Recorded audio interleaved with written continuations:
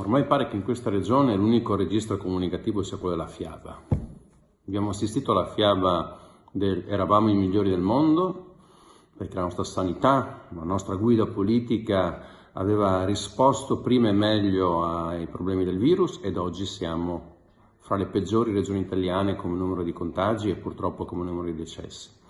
Abbiamo assistito alla fiaba dell'eravamo senza soldi, eravamo la canna del gas, senza un euro per pagare i dipendenti pubblici a partire da quelli della sanità, e scopriamo che il bilancio sta bene grazie anche al miliardo che lo Stato ha riversato su questo territorio, e possiamo anche permetterci di fare oltre 300 milioni di euro di debiti. L'ultima fiaba è quella di questa finanziaria. Facciamo 300 milioni di euro di debiti, li chiamiamo nelle più disparate maniere: bazooka, piano Marshall, New Deal del Friuli Venezia Giulia, sostanzialmente 4 interventi spot quasi elettorali più quello di Monfalcone sui diversi territori, e nessuna visione di prospettiva, di rilancio dell'economia, di risposte alle imprese e di risposte nel sociale per le nuove fragilità che stanno emergendo per tutto il resto della regione.